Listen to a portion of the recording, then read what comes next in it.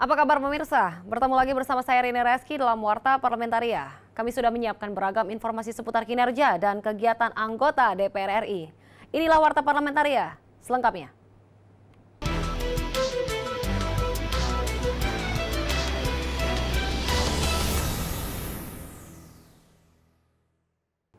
Komisi 11 DPR RI meminta Otoritas Jasa Keuangan menindak tegas usaha teknologi finansial atau Techfin berbasis pinjaman online ilegal yang meresahkan masyarakat.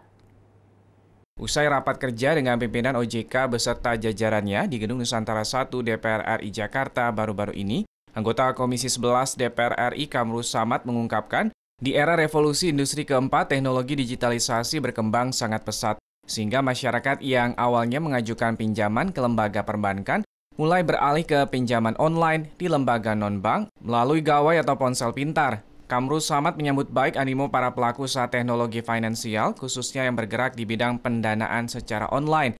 Namun jika terbukti ilegal, Kamrus Samad meminta OJK menindak tegas agar tidak membebani masyarakat selaku pengguna.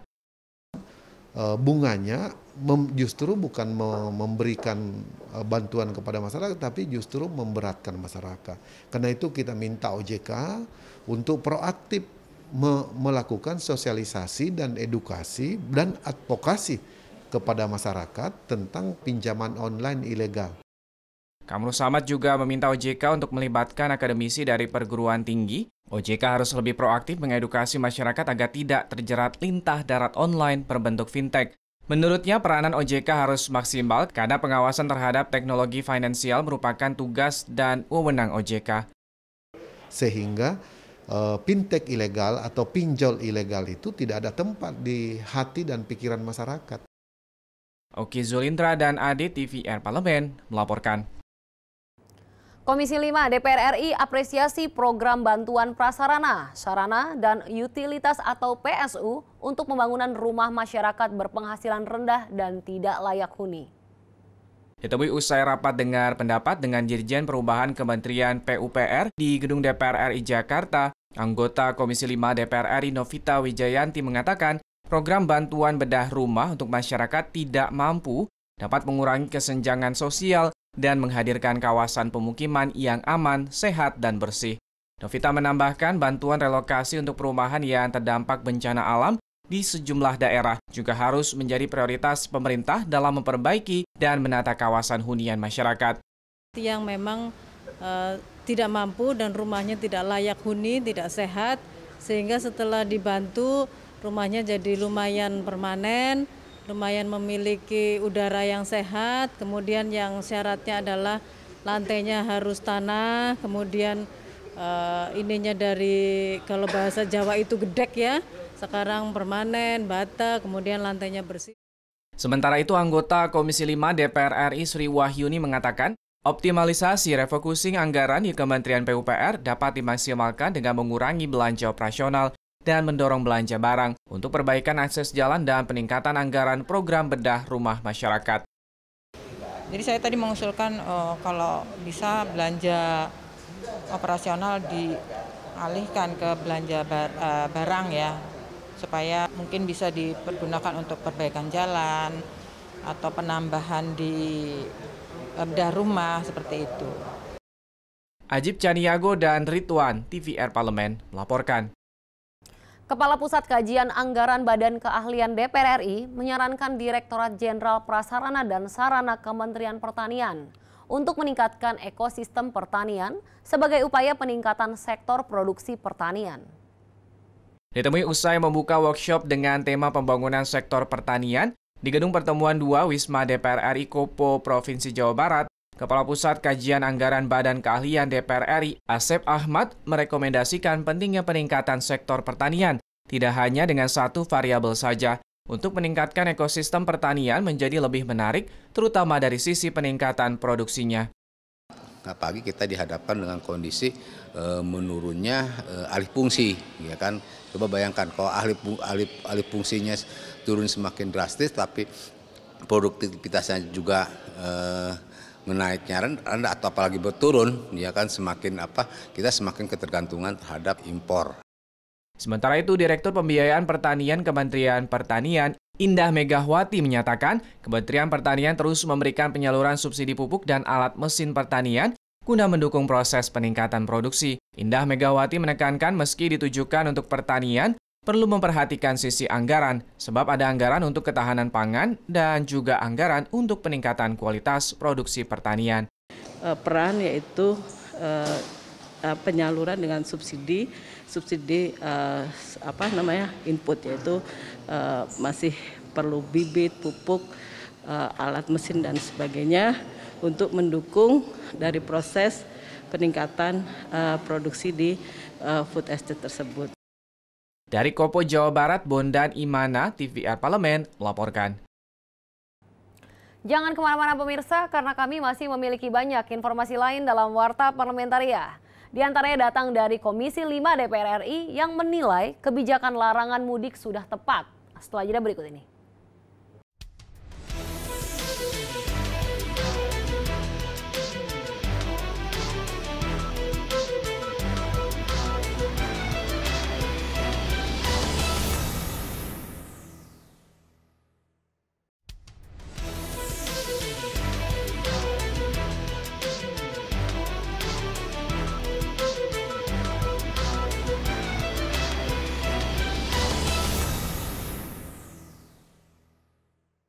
Untuk menekan angka penyebaran virus COVID-19 di Indonesia yang naik signifikan saat hari libur, Komisi 5 DPR RI dukung kebijakan larangan mudik lebaran di tahun 2021 ini.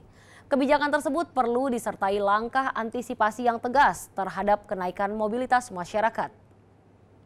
Ditemui saat rapat dengar pendapat dengan Kementerian Perhubungan di Gedung Nusantara DPR RI Jakarta, anggota Komisi 5 DPR RI Sudewo menilai pelarangan mudik lebaran tahun 2021 merupakan kebijakan yang tepat untuk menurunkan angka penyebaran virus COVID-19. Sudewo meminta pemerintah menindak tegas apabila ada masyarakat yang melanggar, seperti pemberian sanksi berat hingga dipulangkan ke daerah asal.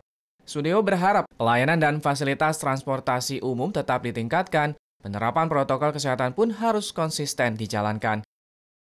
Kami bisa memahami kebijakan pemerintah melarang mudik di tahun 2021 ini karena di tengah-tengah upaya untuk penanganan COVID, tapi jangan sampai di tengah-tengah upaya yang semacam ini dan anggaran yang begitu besar, kemudian COVID meledak kembali oleh karena diizinkannya mudik. Sementara itu, anggota Komisi 5 DPR RI lainnya, Tamanuri, berpendapat kegiatan mudik akan menimbulkan kerumunan baru di daerah dan memicu penyebaran virus COVID-19 semakin cepat. Untuk itu, Tamanuri mengajak seluruh elemen masyarakat mematuhi kebijakan pelarangan mudik 2021. Yang sekarang ini sudah melandai, kondisi penularannya akan naik kembali. Karena kejadian-kejadian ini kan kita berkaca dari waktu-waktu yang telah lalu. Itu kan ketentuan, jadi nggak bisa dilanggar. Hilman Hidayat dan Temi, TVR Parlemen melaporkan. Komisi 10 DPR RI bersama Kemendikbud, Kementerian Sosial, Kementerian Kesehatan, dan Kementerian Hukum dan HAM membentuk panitia kerja rancangan undang-undang praktek psikologi guna meningkatkan kompetensi psikolog dan memberikan jaminan pelayanan terhadap masyarakat. RUU tersebut merupakan usul inisiatif DPR yang sudah masuk ke dalam Prolegnas 2021. Wakil Ketua Komisi 10 DPR RI Agustina mengatakan perlu ada landasan hukum dan perlindungan terhadap praktik psikologi, karena aspek psikologi merupakan hal penting dan berkaitan dengan seluruh lini kehidupan. Menurutnya, rancangan undang-undang praktik psikologi dapat menampung aspirasi psikolog yang selama ini belum diatur secara terperinci oleh pemerintah.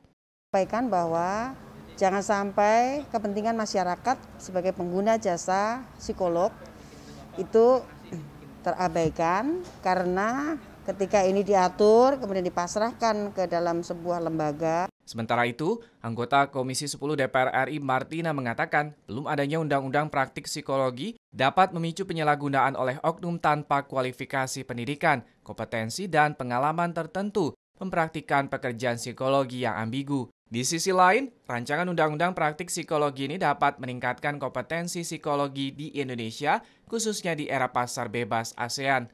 Psikolog itu belum ada RUU-nya, belum ada undang-undangnya. Kami berharap undang-undang ini bisa menjadi pencerahan untuk para psikolog biar memang biar terkoordinir ya. Andri, TVR Parlemen, melaporkan. Komisi 7 DPR RI bersama BPH Migas melakukan kunjungan kerja ke TBBM Tanjung Gerem di Cilegon, Banten, guna mengecek ketersediaan BBM dan sistem pengelolaan berstandar internasional, khususnya yang terkait dengan ketersediaan menjelang bulan suci Ramadan.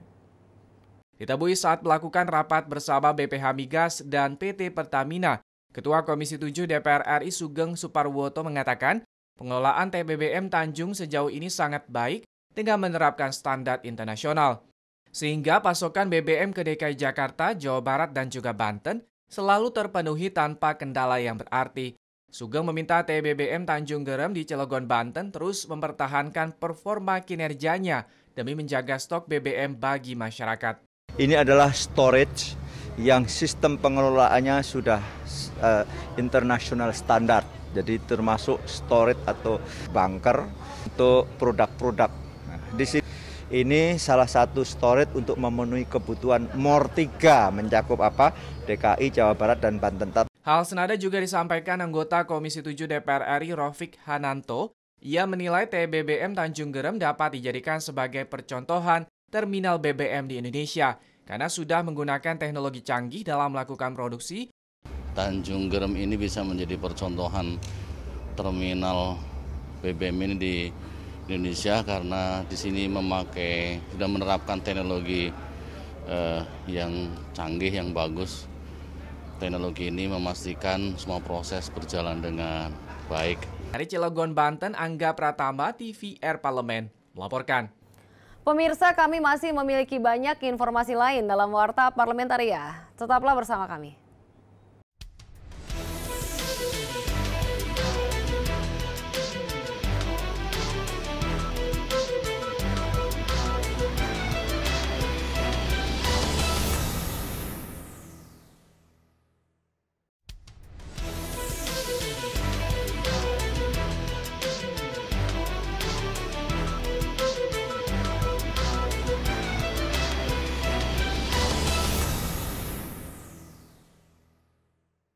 Komisi 2 DPR RI meminta Kementerian Agraria dan Tata Ruang Badan Pertanahan Nasional atau ATR BPN untuk mengutamakan penataan administratif dalam penerapan pelayanan berbasis digital sebelum menerapkan sistem sertifikat elektronik tanah. Ditemui usai menerima audiensi 10 perwakilan lembaga dan masyarakat dari seluruh Indonesia di Gedung Nusantara Senayan, Jakarta, anggota Komisi 2 DPR RI Agung Widiantoro mengatakan, pemerintah tidak boleh terburu-buru dalam menerapkan sertifikat elektronik tanah. Agung menyarankan sebelum menerapkan pelayanan berbasis digital, pemerintah harus melakukan penataan administratif terlebih dahulu seperti penataan buku tanah. Kementerian Agraria untuk tidak terburu-buru menerapkan sistem elektronik sertifikat. Dalam rapat terdahulu sudah meminta untuk menunda surat peraturan menteri tentang elektronik sertifikat. Saja itu. Anggota Komisi 2 DPR RI Hugua meminta pemerintah mempelajari kekurangan dari pemberlakuan sertifikat elektronik tanah. Hugua mencontohkan penyalahgunaan pemanfaatan sertifikat tanah konvensional masih sering terjadi di tengah masyarakat. Untuk itu ia meminta pemerintah dapat mengantisipasi potensi penyalahgunaan hal serupa dalam pemberlakuan sertifikat elektronik. Ya itulah, sedangkan fisik aja seperti ini yang konvensional masih banyak masalah, apalagi elektronik ya, ini kan bisa diretas, bisa di segala macam, oleh karena itu maka saya kira ini yang sementara kita pelajari dan kita harus pastikan bahwa semuanya aman buat masyarakat Indonesia ya. Baik, terima kasih banyak. Dari Senayan, Jakarta, Mahir Pratama dan Edo, TVR Parlemen, melaporkan. Untuk mencegah penyebaran virus COVID-19, penyelundupan narkoba dan perdagangan manusia, Komisi 3 DPR RI mendesak pihak imigrasi dan kepolisian untuk meningkatkan pengawasan orang asing yang keluar dan masuk Kepulauan Riau. Ditemui di Kota Batam, Provinsi Kepulauan Riau, Wakil Ketua Komisi 3 DPR RI Adis Kadir mengatakan, Kepulauan Riau merupakan pintu masuk strategis ke negara Indonesia. Banyak penyelundupan narkoba dan orang asing dilakukan melalui pelabuhan kecil. Adis menambahkan pengawasan yang tidak ketat akan menyebabkan warga negara asing masuk ke Indonesia tanpa izin yang jelas. Hal itu karena ada aturan-aturan masing-masing negara, baik itu negara terdekat tetangga kita Singapura, Malaysia, dan negara kita juga membatasi orang asing yang masuk. Ada syarat-syarat untuk mereka yang masuk, ada 6 tadi ya Pak kan bilang, ada 6 syarat untuk mereka, antara lain yang kalau keperluannya sangat mendesak. Adis mempertanyakan standar operasional prosedur pihak imigrasi terkait dengan syarat masuk warga negara asing. Menurutnya, kejadian warga negara Myanmar yang masuk ke Indonesia tanpa izin tidak boleh terulang. Adis mendesak tim pengawasan orang asing atau tim PORA meningkatkan kinerja pengawasan dan penindakan terhadap oknum yang menyelundupkan barang maupun manusia tanpa izin yang jelas. Jadi untuk perlintasan-perlintasan itu memang semua sudah dilakukan sesuai dengan prosedur. Terkait dengan barang juga begitu, pengawasannya juga sangat ketat, kecuali barang-barang medis. Yang lain-lain mungkin terlalu SOP-nya juga ketat sekali. Di Kota Batam, Provinsi Kepulauan Riau, Hilman Hidayat, TVR Parlemen, melaporkan. Demikianlah beragam informasi seputar aktivitas DPR RI yang sudah kami susun dalam Warta Parlamentaria. Saya Rini Reski beserta kerabat kerja yang bertugas undur diri. Terima kasih atas perhatian Anda. Sampai jumpa.